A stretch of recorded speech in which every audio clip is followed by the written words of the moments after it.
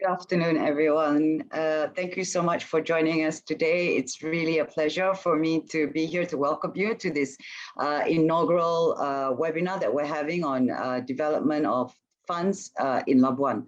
We're very pleased to have here today our experts from PricewaterhouseCoopers and also TMF Labuan to walk us through the offering, the Labuan Fund offering, and it's been very, very exciting, especially since the launch of our protected cell company structure in 2010. So I think the speakers will be talking a little bit about that as we go along. I also would like to say that please actually join us for the panel that we will have at the end of this, where we'll discuss a lot more about the nitty-gritty of funds in Labuan, whether it be private, public. We'll also have Nick join us.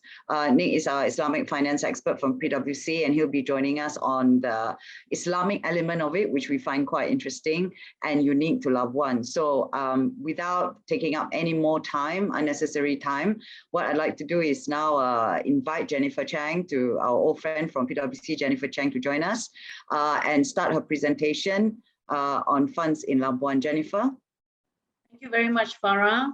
Hi, and good afternoon, everyone. I will have a few slides to share with you what we have seen as far as structuring of funds in Labuan, as well as the taxation impact and what needs to be considered when you are setting up fund structures in Labuan. So if we turn to the next page, you'll see here on the screen that these are just some common Labuan fund structures that we have seen. On the left side, very common, you will have a Labuan fund, which can be set up as a Labuan company or even a Labuan trust or a unit trust. You'll have the investors investing in the Labuan fund through shares for a Labuan company or units in a unit trust, for example. And you will have a Labuan fund manager that provides the services to the Labuan fund. Of course, the Labuan fund will then, invest in various countries around the world, and they could actually set up special purpose vehicles to do that investments, or it could even be direct investments in some of these investments in certain countries. Now, on the right side, similarly, in Labuan, there are also structures with Labuan limited partnerships or Labuan partnerships, where you will have a general partner as well as the limited partners.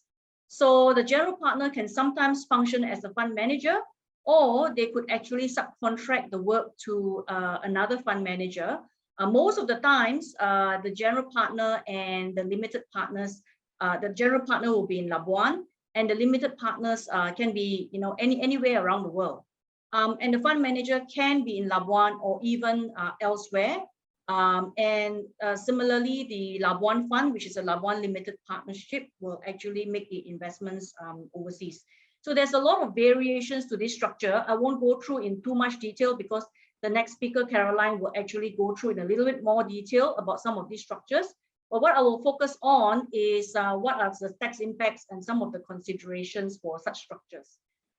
Turning to the next page, I think you will find that the Labuan tax system is through a preferential tax system, where the main act is the Labuan Business Activity Tax Act.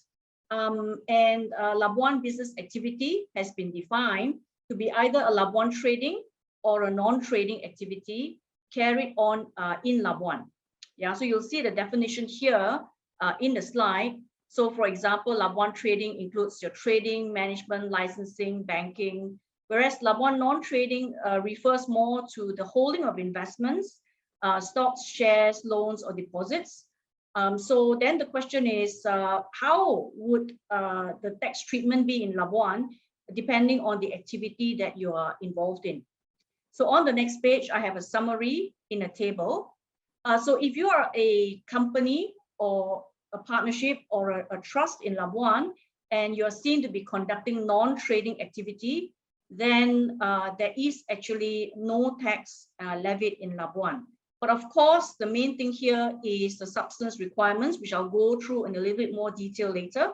It's important that there needs to be substance in order for this preferential tax treatment to be available to the Labuan entities.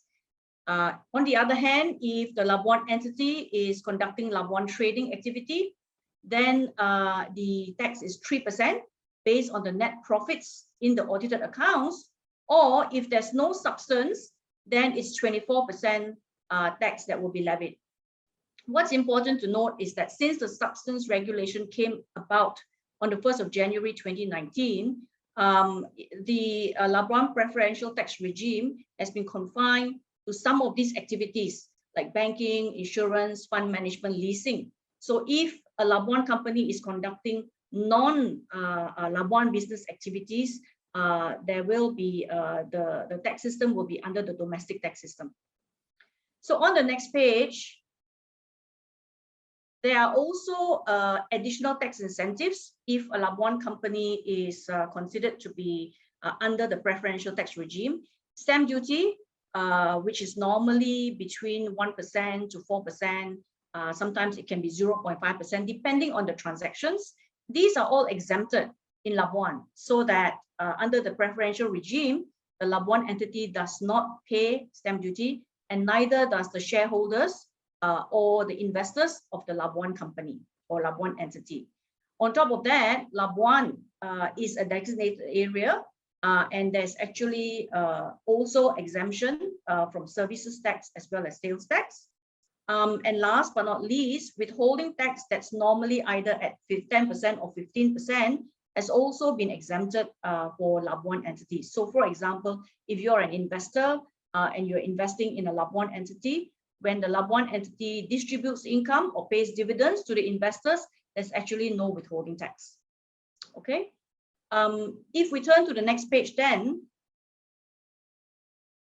I think a lot of talk about the OECD's countering of harmful tax practices.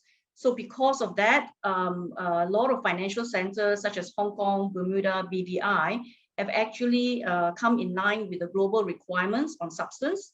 So some of these will include things like having adequate employees, the level of investments, the annual business spend. Yeah, so no different in Labuan since the 1st of January 2019. If we turn to the next page, you know, Labuan has also come up with such requirements for substance. So Labuan entities will need to have adequate number of full-time employees in Labuan, as well as adequate amounts of annual operating expenditure in Labuan. Now, there is actually a list, a substance list of 22 types of activities where the requirement in terms of the number of employees as well as the minimum spending in Labuan will need to be met before the preferential tax regime can be enjoyed. I have not listed down all the 22 types of industries, but mainly if you turn to the next page, I've actually highlighted the requirements for the fund management industry. So if you're a Labuan fund manager, then you need to have 2 full-time employees in Labuan, and you need to have a minimum annual expenditure of 100,000 ringgit. If you're a Labuan fund that is seen to be a holding company, then you will need to have 1 person in Labuan and 20,000 ringgit of expenses. But if you're a Labuan fund that's seen to be a pure equity holding company, in other words, all you're doing is just holding shares in the investments, then there is actually no requirement to have anyone employed in Labuan, but you need to have control and management in Labuan, which is normally achieved through having meetings in Labuan. So for example, the board of directors could actually go into Labuan and have a meeting that would actually result in control and management in Labuan. And the expenses that needs to be made per annum will be 20,000. Fund administrator needs to have 2 people in Labuan and 100,000 of minimum spending as well. So it's very clear and straightforward as far as the substance requirements in Labuan is concerned. So assuming that the Labuan fund manager and the Labuan fund has the substance, then if we turn to the next page, I've actually summarized. Then you will see in the diagram, so your Labuan fund can be a partnership, can be a unit trust, can be a company. It's the same tax treatment. Then if you have substance, then assuming that you are non-trading, the tax rate will be 0. And if the Labuan fund is seen to be trading, then the tax rate is 3%. Of course, if the Labuan fund doesn't have the substance, then tax will be levied at 24%. And once the Labuan fund actually distributes either dividends or other distributions to the investors, there's actually no withholding tax to the investors at all. Now, on the left side, the fund manager with the substance, the tax that's preferential in nature is at 3%. And if the fund manager doesn't have any substance, then it's actually 24% tax. For a non-licensed fund manager, the tax will be 24% based on our domestic Malaysian income tax act legislation. So it would be important for the fund manager to be licensed and to have substance. So I'll end my presentation here, and we can discuss further about the tax implications as well as some of these structuring considerations that most fund managers and fund will actually consider in Labuan. Thank you, Jennifer. My God, you know, every time you talk about tax, you just make it seem so easy, and my mind just keeps spinning all the time. So yeah, so next, what we'd like to do is, you know, once we've sorted out the structures and stuff, what we'd like to do is operationally look at how it would be to set up a fund in Labuan. And for that, we have Caroline from TMF. TMF is one of the larger, more prominent trust companies, incorporators in Labuan, and they do a lot of funds, set up a lot of funds in Labuan. So Caroline, can I ask you to go through your presentation, please? Yeah, sure. Thank you, Farah, Thank you. for the introduction. Yes. And good evening to all the participants. Yeah, this is what I'll be sharing with you today. I'll be touching on what is a Labuan mutual fund, categories of mutual fund in Labuan, operational differences between private and public fund, setting up process, various Labuan mutual fund structures, and key benefits for establishing mutual funds in Labuan. Okay, we go to the next slide. So what is a Labuan mutual fund, right? So in Labuan, a mutual fund can take the form of a Labuan company, a partnership, a PCC, a foundation, or a unit trust. And it is set up to collect and pool together funds for the purpose of collective investment and issue interest which entitles the holder to redeem his investments. A Labuan fund also includes an umbrella fund. In Labuan, the mutual fund is governed by under Part 3 of Lfsa, while Labuan Islamic Mutual Fund is governed under Part 4 of Lifsa and shall operate in compliance with Sharia principles. Next slide. In Labuan, there's two categories of mutual funds, private fund and public fund. So private fund are mutual funds whose securities are not offered to the general public, and they are owned or held by not more than 50 investors, where the first time investment is above 250,000 ringgit Malaysia, equivalent in any foreign currency, or any number of investors where the first time investment is over 500,000 ringgit, equivalent in any foreign currency, or a fund which is designated as a private fund under regulations of Lfsa. So a public fund is a mutual fund other than a private fund. You will see that there's no limitation to the fund size of private or public fund. The restrictions on private fund lies on the number of investors and their first time investment. Next slide. Here we will go through some of the differences in operational requirements between private and public fund. So a private fund is only required to lodge the information memorandum with Lfsa, while public fund has to apply to be registered as a public fund. Appointment of directors are not subject to Lfsa's approval. However, for public fund, Lfsa's approval is required. Then public fund, in a private fund, the fund manager or service providers need not be licensed, but the fund manager, a trustee, administrator, and the custodian of a public fund must be licensed. So for private fund, it is not compulsory for the duties of the fund managers to be independent from the custodian or trustee, but for the sake of transparency and good governance, this is highly recommended. For public fund, it is a requirement for the duties of these parties to be independent of each other. Next. Okay, this is on. For private fund, the audit of financial accounts is not compulsory, but it is nevertheless recommended.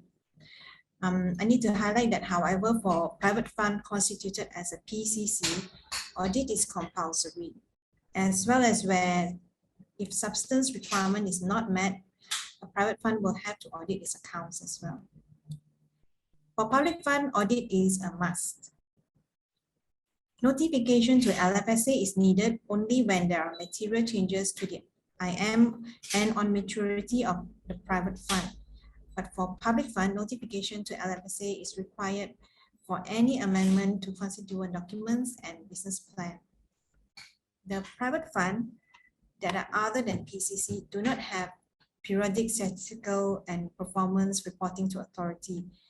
However, for public fund, there are regular reporting requirements. Next slide, please. Yeah. Typically, this is the flow of events that will take place before a fund can commence business. Firstly, you will have the promoters who will appoint the relevant players, and then the fund entity is established, followed by the opening of the trust account, and concurrently at the same time, the prospectus and IM is being prepared. So if it is a public fund, an application to be registered as a Labuan public fund will be submitted to the LFSA. For private fund, the information memorandum is lodged with LFSA, and after which the fund can commence business and start accepting subscription monies and making investment. Next slide. Yes. So now let's take a look at some of the structures used for Labuan private fund. The company structure, this is commonly used for open-ended and closed-ended funds, as the Labuan Company Act allows redemption to be made from both profits and capital of the entity. Another advantage for using company structure is shareholders' liabilities over debts of the company is limited. Company is governed by M&A, and this is a legal structure. The fund manager usually owns the voting, non-participating management class of shares. So control and decision-making of the fund entity is on the board of directors, while investment decision usually is on the fund manager. During onboarding, investors obtain non-voting participating class of shares. When investors redeem their shares, the fund may sell assets to match the present fund share price. Next. Okay, this is an example of a PCC fund structure, protected cell company. PCC are made up of a core and several ring-fence protected cells with different portfolio of assets and liabilities, which are statutorily segregated. As seen in the example below, a cell can be created specially for an Islamic fund. So each cell of a PCC shall have its own distinct name or designation. A Labuan PCC is a legal person, while the creation of a cell by a Labuan PCC does not create a legal person separate from the Labuan PCC.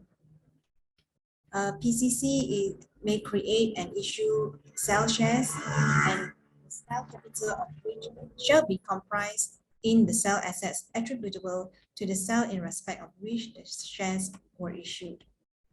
A PCC may pay cell dividend in respect of cell shares by reference only to the cell assets and liabilities attributable to the cell in respect of which the cell shares were issued. Creditors of a cell may be unable to seek recourse from the assets of any of the other cells or of the core. And all risks associated with the fund must be clearly disclosed to the investors. Okay, next. We will look at the Labuan partnership. So limited partnership or LP is commonly used for closed-ended funds to hold long-term investments such as private equity funds, venture capital funds, and real estate investment funds. LP do not have a legal and personality.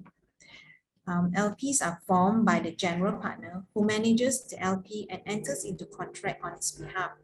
A GP has unlimited liability for the debts and obligations of the LP.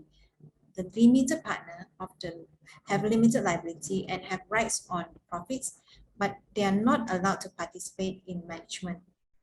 If an LP becomes insolvent, the GP is liable for all the debts of the LP, whereas limited partners are only liable up to their commitment amount. So in this structure, fund manager might be the GP, which is usually a corporation whose board has a fiduciary duty to act in the best interest of the limited partners of the LP. The LP is governed by the limited partnership agreement.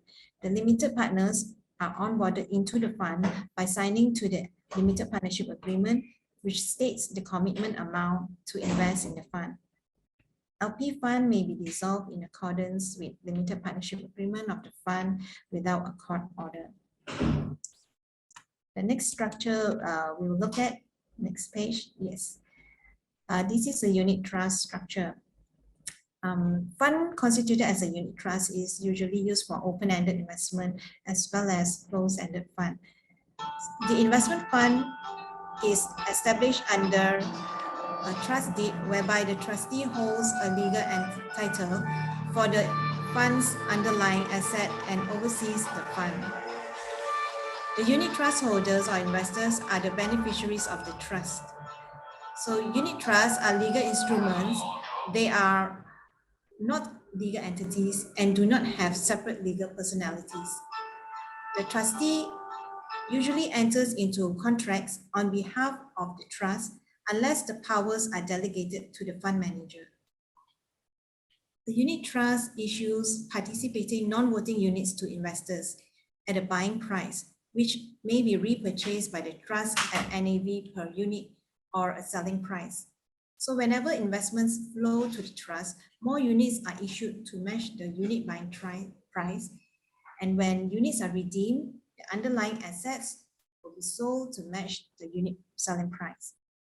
Funds in the form of unit trust may provide more confidence to investors because the legal title of the underlying assets is held by the licensed trustee instead of an incorporated entity largely controlled by the fund manager. The trustee has fiduciary duty against investors, which is more easily enforced than directors of a company. Okay, next slide. Yeah. Now let's take a look at the fees payable to Lfsa for setting up of a Labuan fund constituted in different forms of entity. So reservation of name fee is relevant only to Labuan company and PCC structures. For public fund, processing fee for registration of public fund is $350. This is applicable to company, limited partner, and unit trust structures only. For PCC fund, be it a public or private fund, an application must be made to Lfsa for the establishment of the fund. Processing fee is $350 on the call and on each sale. Next. Okay, this to promote or establish, to incorporate or establish a fund entity, there is registration fee payable.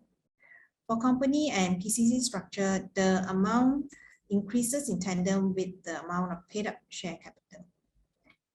The fee payable for lodgement of offering document is same for private fund and public fund. And the next page, this is on annual recurring fee. So on annual recurring basis, the annual government fee payable to Lfsa for company, PCC, and partnership structures is as stated in the table. The public fund has to pay annual license fee. However, for PCC fund, be it private or public, annual license fee is payable by call and by each of the sale. Apart from these fees payable to Lfsa, there are also fees chargeable by the respective service providers. Okay, next. Now what are the key benefits for setting up of private fund in Labuan? As seen in the previous slides, there are various choice of structures available. And then Labuan fund can support multi-class fund, which can be multi-currency or multi-asset class. Labuan has a separate act to govern Islamic funds. It is hassle-free to set up private fund. No requirement for licensing of fund manager. Labuan private fund has low minimum paid up capital requirement for the per investor, where the first time investment can be as low as $63,000. There is secrecy provision in Labuan, and this provides an added comfort to investors investing into Labuan mutual fund. The tax system in Labuan IBFC is simple, as explained by Jennifer just now. Right. And if there is a director who is an expatriate, he gets 100% tax exemption on his director's fee. There's no exchange control, and there's an available ecosystem of service providers that supports mutual fund structures. And of course, Labuan IBFC is strategically situated in APAC. Yeah, the next slide. So I've come to the end of my presentation and thank you for your time and attention. I shall pass the floor back to Farah. Thank you, Caroline. Thank you very much. Can I invite all, both speakers, Jennifer and Caroline, to stay? And then can I invite Nick to come on as well? Hi, Nick. Nice to see you again. Thank you for joining us. And we'd just like to very quickly start the panel. I mean, I think one very interesting thing about Labuan is that we have the PCC structure, which is very much an umbrella fund, which we didn't have before 2010, I believe. But aside from that, what is in your mind, you know, and this is an open question to all of you, what do you think is the biggest advantage of the Labuan fund regime, actually? Anybody would like to start first? Well, I think maybe I can start first. From my perspective, being a tax professional, you'll find that the Labuan regime facilitates the setting up of funds and even fund managers, because as far as the taxation of the entities are concerned, it's straightforward, it's very clear, clearly set out in terms of what the substance requirements are, what is the preferential tax treatment if the Labuan entities have actually met the substance, if it hasn't met the substance. So it's all very clear, very straightforward. And even the filing of tax returns also very, very straightforward in that sense.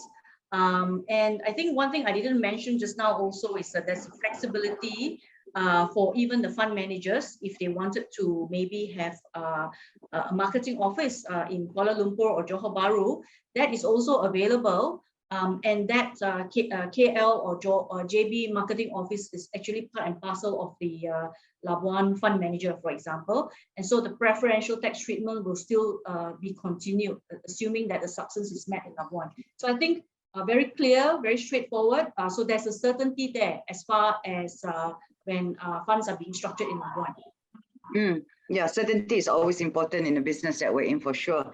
Caroline, Nick, any thoughts from you? I think from my point of view is the clarity of our regulatory framework, and also the fact that, you know, in Malaysia, we are perceived to be very strong. We have a fairly developed capital market in the region, and very strong on Islamic finance. So from the perspective of investors or funds who are focused on Islamic finance, I do see that advantage offered by Labuan. Thank you. From the Islamic point of view. Caroline, from the operational point of view, what kind of funds have you seen being set up, especially of late? More PE funds, maybe? I mean, obviously, public funds quite limited in the scope for Labuan, obviously, as a wholesale center. Yeah, mainly PE funds. Structure-wise, I see lately there's been a pickup on unit trust structures. Yeah, for some reasons, that's coming. And these unit trust structures that you're mentioning, these are obviously for qualified investors, whether they be in Malaysia or in other jurisdictions, right? Yes, yes. Yeah, okay. I wanted to ask, actually, just while I've got you here, Caroline, I just wanted to ask you, from an operational setup point of view, right? How long does it take to set up a fund? Okay. Well, the incorporation and registration of the fund can be pretty fast, depending on what type of entity is used. So the certificate of incorporation and the registration, certificate of registration, maybe about 2 to 5 days from the lodgement of documents. But to get the fund up and running, to set up the custodian account, right, that will take a bit more time, because sometimes it takes up to about 2 months to get a bank account, right? For the private fund, actually, once that is set up, they just need to lodge the information memorandum, and they can start their fund activities already. But public fund, on the other hand, needs to get registered first. So the processing turnaround time from LFSA would take about 21 working days. And yeah, and also depends whether the everything is complete upon application or not, because if it is not, LSA comes out with a provisional acceptance to give them 6 months to complete everything. Yeah. So that's more about the timeline which we're looking at. Okay, so it doesn't seem like it takes a long time, but obviously it's the perennial issue of bank account opening. You know, and I think at the expense of being a bit cheeky, there are two major issues, you know, the application of tax, the level of tax, and also the bank account opening. But when, as a fund, as a private fund, do you have to open a bank account in a Labuan, with a Labuan bank? Is that a requirement, Carol? It is not really stated so, but it is recommended to have everything running through from Labuan. Yeah, so it could be a situation where you try to set up a bank account in Labuan, but if it's not possible, there are other options, right? Yes. Yeah. Yeah. Okay. Okay. And Jennifer, like so going back to the two things that are the issue, right? Which is, one is bank accounts. That's quite difficult, obviously, and not getting any easier. And then there's the issue of taxation, right? The economic substance. So one of the questions I wanted to ask you is, how important is tax and economic substance as a key consideration in the fund management industry? Obviously, the way I look at it, there are two ways of looking at it. Number one, if you're running a passive fund is one thing, and an active fund is another thing. What are your thoughts? Yeah.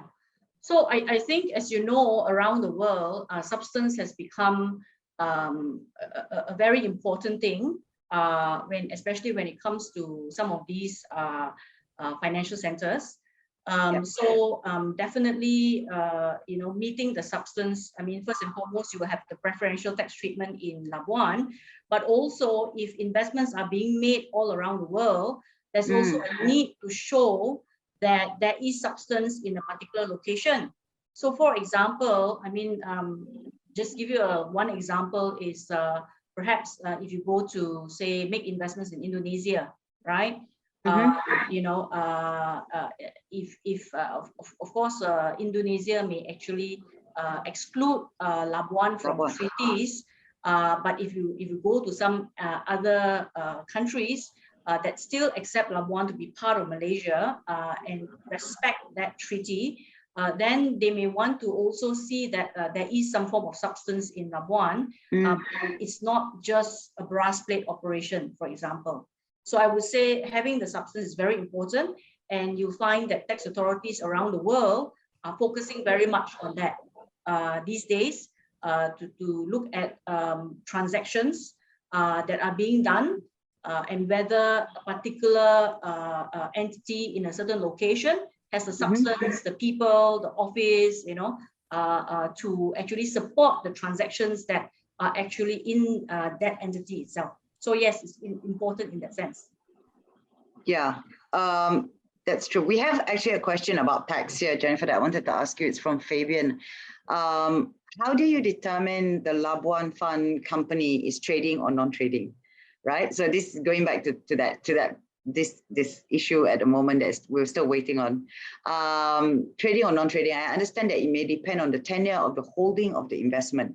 How do we decide on the tenure? Where does it fall? How do we, I guess, evidence that even? Yeah, so I think this is something that I guess needs a little bit of analysis, and the analysis can be done together with your tax advisor. In most situations, if let's say the entity is holding an investment and have held it for a long term, for example, 2, 3 years, 4 years, 5 years, then very clearly I would say that the Labuan entity is non-trading, because it tends to be passive in nature. If on the other hand, if the Labuan entity trades very often, so you could have a fund that buys and sells investments on a stock market, for example, and does it, you know, every month or every 6 months, then very clearly that's seen to be trading in nature. So I would say there's no real rule of thumb, but if you do that analysis in terms of how long the investments are held, what is the intention of making the investments, whether there's frequency in terms of the buying and selling, or whether it is more passive and holding for a longer term in nature, then I would say the ones that are holding longer term in nature would have a better argument to say that it is non-trading. And I think for most of the funds that we have seen, especially PE funds, where there's a longer gestation, on the investments, I would say that more than likely the argument for it being a non-trading activity would be higher. Right. So at the end of the day, it becomes quite simple. The problem is that when we do talk to potential users, they say sometimes that they need to be able to declare. The declaration of whether they are a trading entity or non-trading entity happens at the onset of the setup, or at the onset. But you see, when you set up an entity wherever, whether it's Labuan or Malaysia or any other countries, you will sort of know what your intention, your investment intention is, right? Like for example, in Labuan, you have your memorandum and articles of association, for example. You would actually have the objects. Even your financial accounts will actually list down what your objects are and what your intention is. So from there, that already gives you an indication how and what your activity will be, you see. So like, for example, I've said for PE funds and even venture capital funds, gestation tends to be longer in nature. Very unlikely for a PE fund or venture capital fund to be investing in something for just 6 months, for example, and then sell after 6 months. Very unlikely, right? It would normally be at least 1 or 2 years, or sometimes even longer. So then, you know, the ability to say that it is non-trading is definitely higher. Right. Okay. And, you know, everyone's talking about the BEPS 2.0. Right. So in I don't know, Nick and Jennifer, to both of you actually, from a BEPS 2.0 point of view, right? Regardless of whether it's trading, non-trading, active, non-active, there will, in theory, be a minimum tax on these structures. How do you see the landscape moving forward? This is actually a question. I'm paraphrasing a question in the sense that the question was originally, would the Labuan private fund be subject to the global minimum income tax rate? And yes, I think it would be, but the question is then, how would the fund management industry adjust? Because this is not necessarily just a Labuan issue, it is a global issue. Nick, do you want to start, or Jennifer?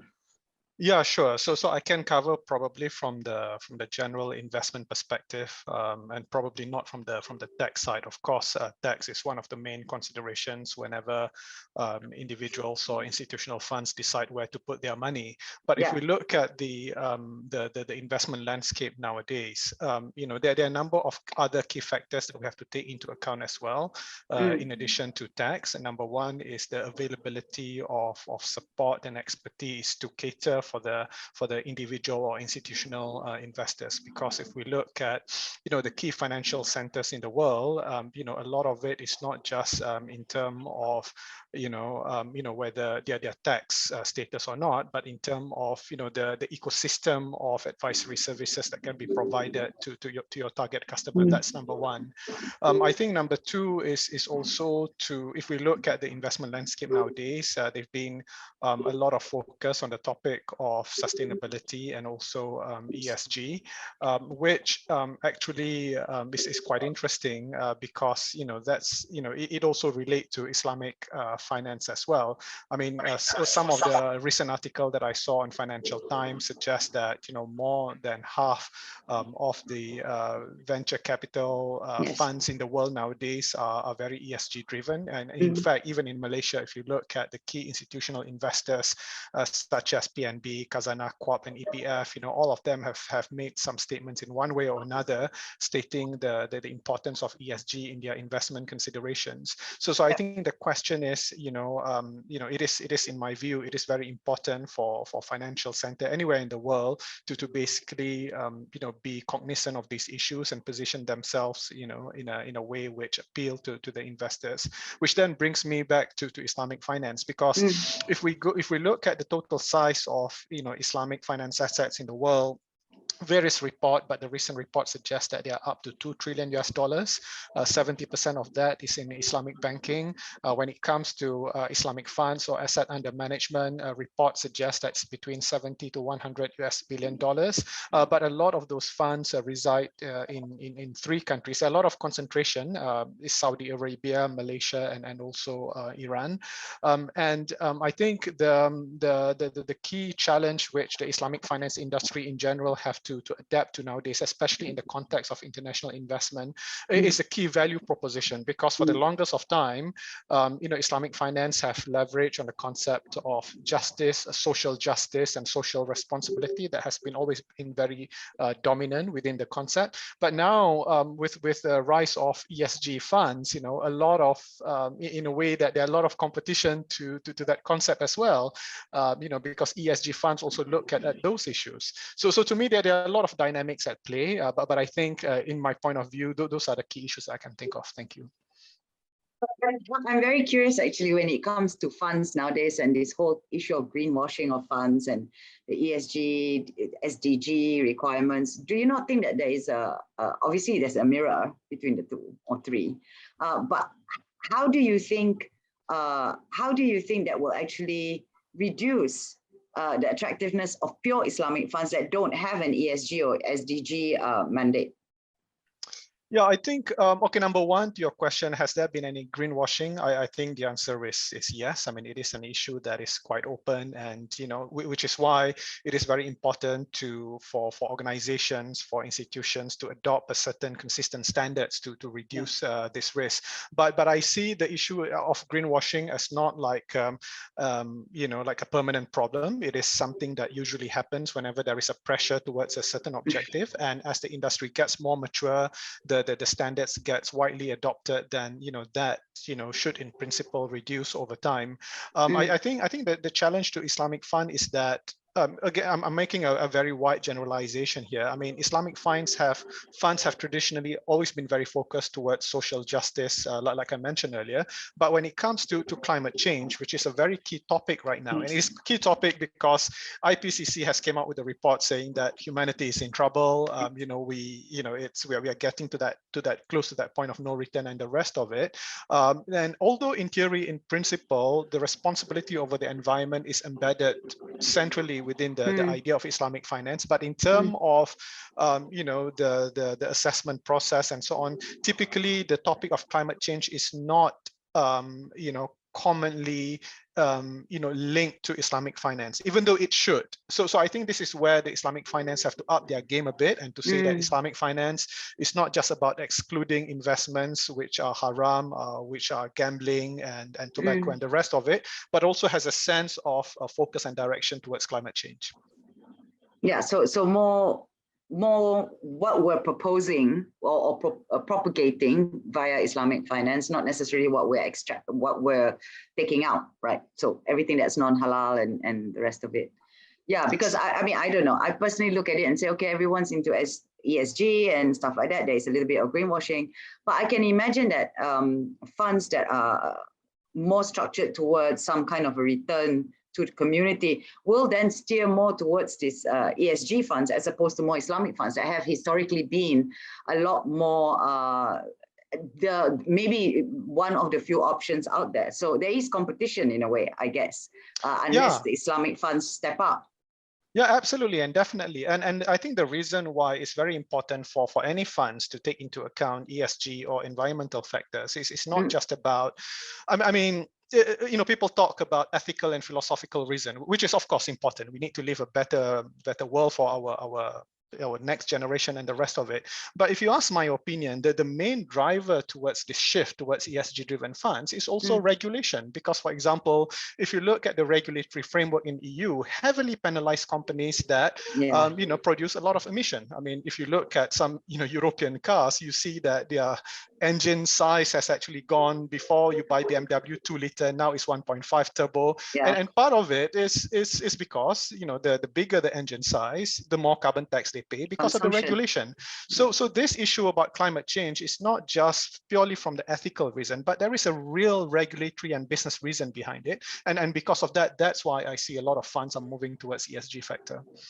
Yeah, and what has been your experience vis-a-vis Labuan and Islamic funds within Labuan? Because it's quite interesting, right? So if you look at asset pooling in any way, shape or form, Labuan's known as a bond center, and in a way, yes, an Islamic bond center. And what is the difference between a fund and a bond? You know, it's, to me, it's just pooling, it's into a cup. But I'm very simple like that, I guess, maybe. So, you know, and we're very known for that. So bonds and things. But for Islamic funds, we don't seem to have managed to kind of hold on to that or create that leadership. What are your thoughts on that? Before I leave you alone and stop picking on you. No, these are very good question, Farah. I think you are right. I mean, in the capital market, bonds also seems to be taken, you know, a more bigger role. But when we talk about private funds, especially in the context of high net worth individuals, I think the fact is, if you I mean, it goes back to why people invest in Islamic funds. Some people do it for religious reasons. So if you're Muslim, then of course you believe that you have to take Islamic finance. Some people do it because of returns, and some people do it because they like the concept of social justice and the rest of it. But you know, if you look at it purely from the purpose, from the perspective of faith or religion, the fact is, if you look in the region, I mean, the fact that we have a diverse mix of nationality and religion and ethnicity and so on. My guess is, if you look at the pool of high net worth individual, you know, the proportion of high net worth individual which are Muslim are probably, you know, maybe not the majority, maybe not a significant part. And with the rest of it, on the others, you know, they have a wealth of broad range to choose from, whether it's Islamic fund, ESG funds, high growth return fund, and the rest of it. So I think, to me, from the perspective of Islamic finance, it has to grow more than just from the faith perspective. There need to be a clear economic value proposition to it, which states that it doesn't matter which faith you are, but hey, you know, this is a good fund or good strategy to invest in. Yeah, no, that's true. It's a slimmer client demographic, I guess. So hence the stalwart. Actually, Caroline, I wanted to bring you into the conversation because there's a very technical question here from Ming Sun. Can the Labuan private fund have a ringgit-based currency?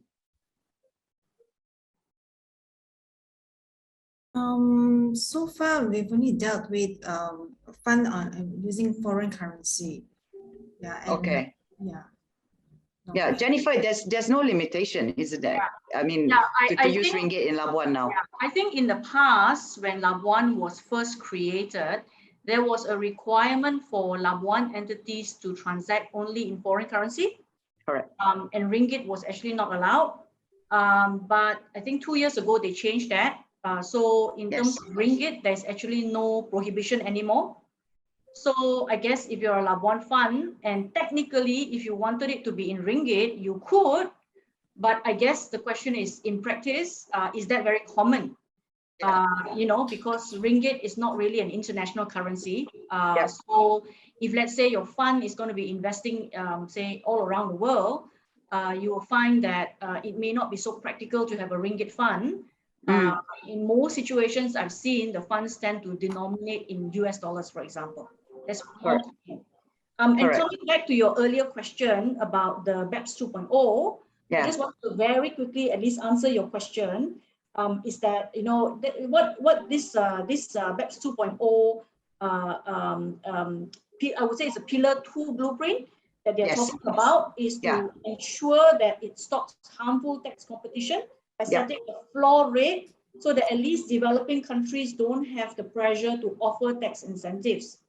But at the end of the day, every country will have the sovereign rights in terms of how they want to arrange their tax system. So for example, if say the Labuan tax system is still the same at 3%, there's actually nothing to say that you can't do that.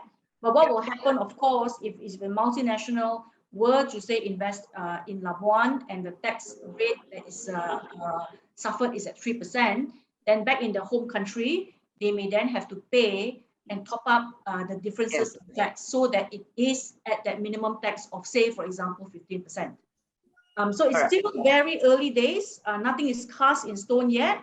But I would say that fund managers and funds will need to watch this space because obviously it will impact upon how they maybe structure themselves and what returns they're going to be having as a result of their investments in various jurisdictions.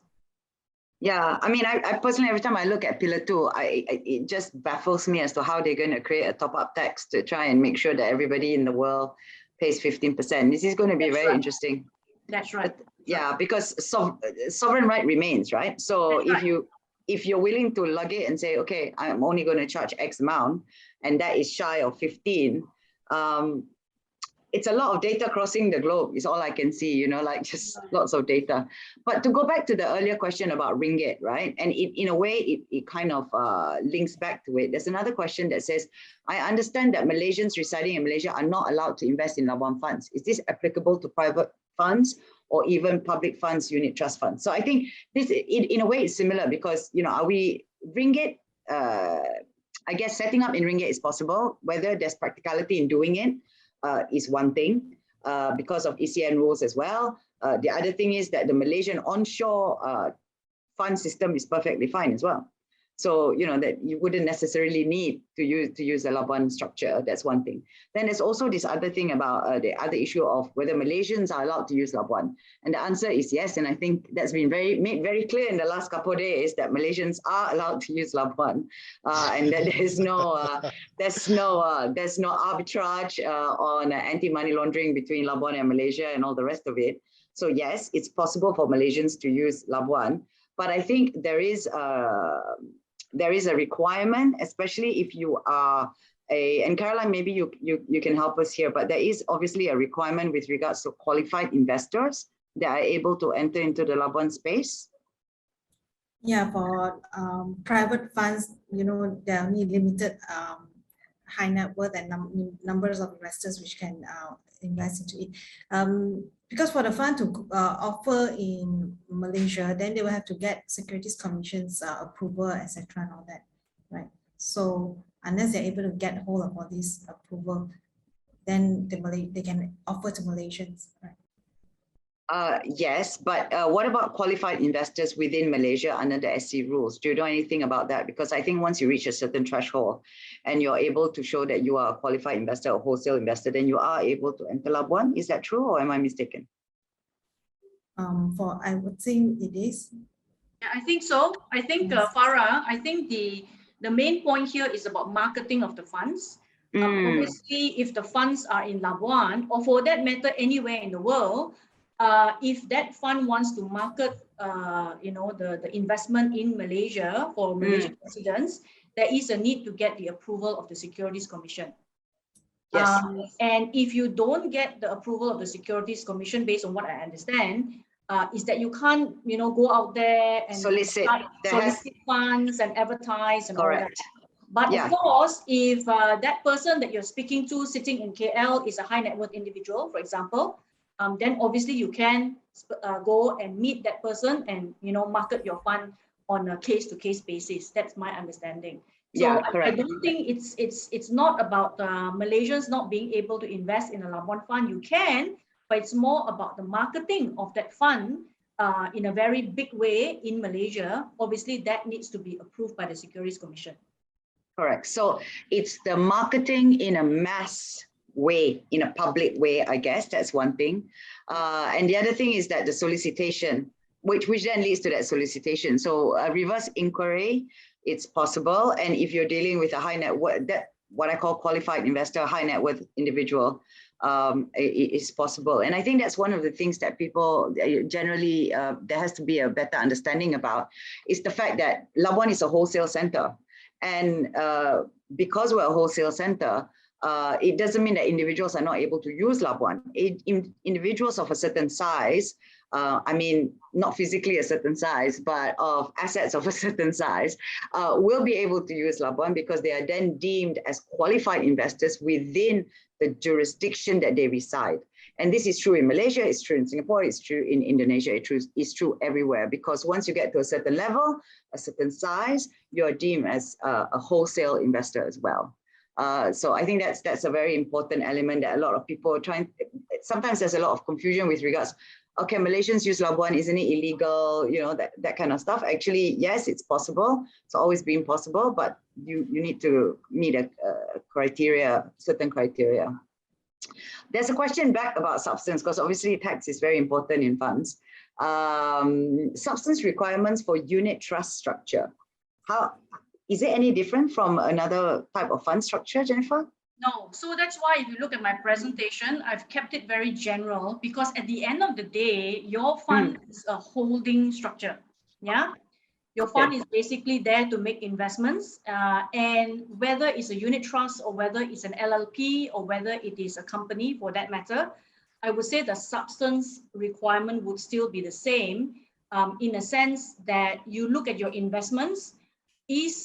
Are the investments being made by the fund equity in nature? For example, you're making investments in shares in companies in Indonesia, Australia, UK, and all that. If all the investments are equity in nature, then that fund will be seen to be a pure equity type of entity. And therefore, you do not need to have one person in Labuan. You just need to make sure control and management is in Labuan, i.e. meetings are held in Labuan, and the 20,000 annual expenditure. On the other hand, if you're a fund, doesn't matter whether LLP, company, or unit trust, but your activity includes investments in all types of things, not just shares. It could be bonds, for example. You could be giving out loans to people. Then that is not considered as pure equity anymore. Then you fall under the category of holding company, holding and therefore the substance will be one person in Labuan and 20,000 minimum spending per annum. Okay, fantastic. Because in that sentence, you have now replied Shi Liao's question as well, with regards to LLPs and their requirements for management and control. So really, at the end of the day, I think the easiest way to understand it is, and I might be wrong, Jennifer, because obviously I'm not a tax expert like you, but it's about, regardless of whether it's licensed or non-licensed, it's about the activity. For the fund. Yeah, for the fund. Yeah, for the fund, the activity for the fund, and the partnership as well, right?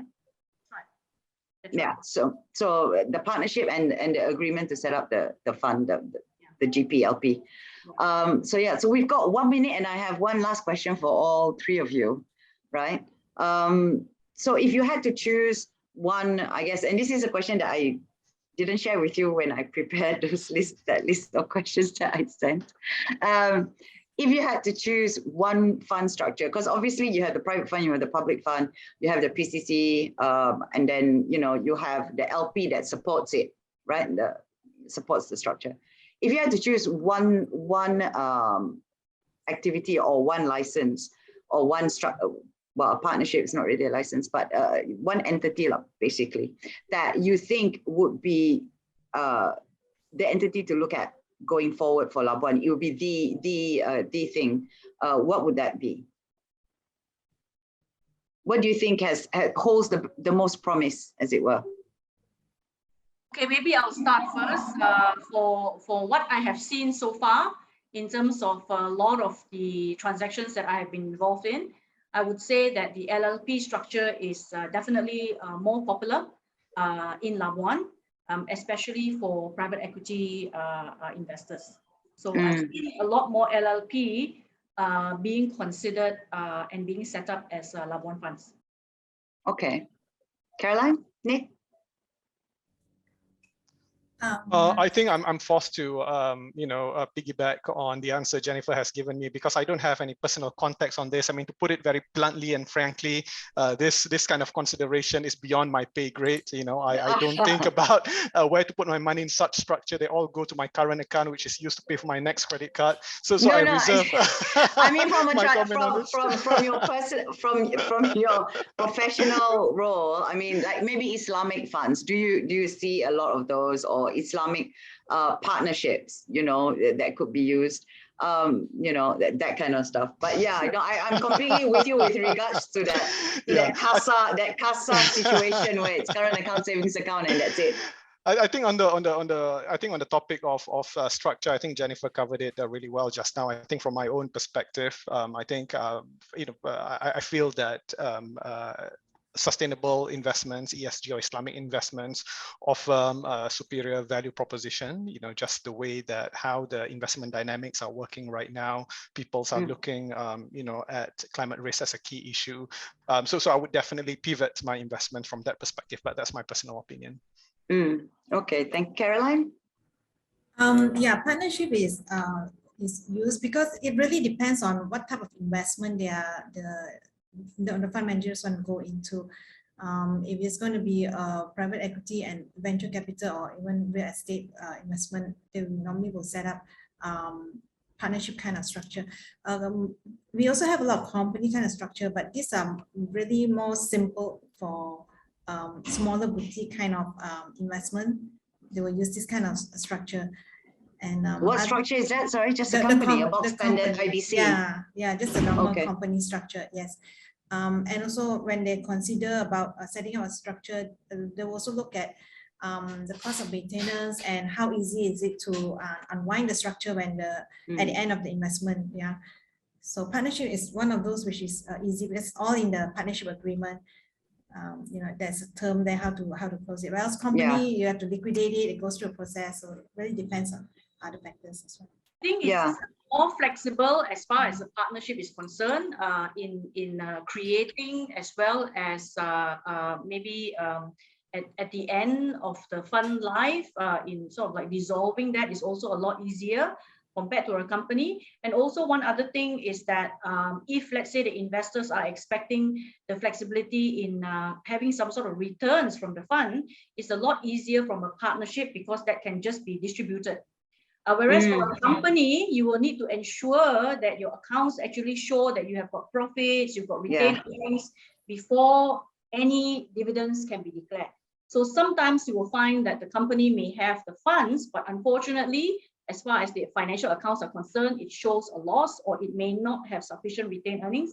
So then there is less flexibility to distribute the dividends. So that's why, to a certain extent, I see a lot more LLP being considered. Well, it's quite interesting because obviously we look at we look at funds this way, but then as we market Labuan, we also look from the ultra high net worth individual element, and for that, on our end, we have received a lot of interest on the PCC structure as a family office. So the umbrella structure, the umbrella fund structure, which I think Caroline spoke about in her presentation. And that's quite interesting because you have the umbrella fund, i.e. the PCC fund with the different cells, and each cell runs a different mandate.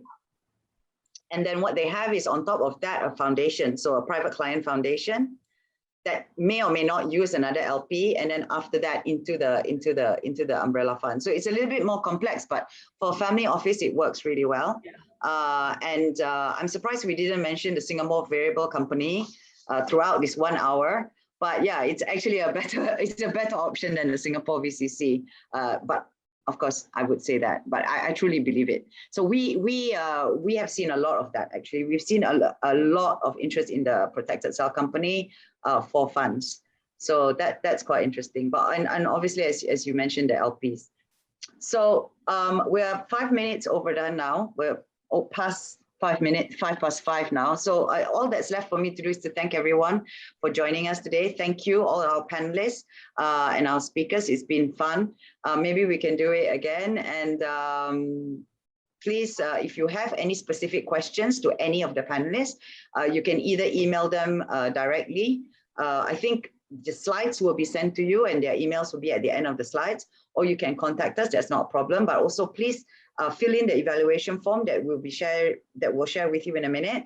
Tell us what else you'd like to hear from us and what you thought of our webinar today. So until we see you the next time, thank you very much and have a good evening, everyone. Thank you.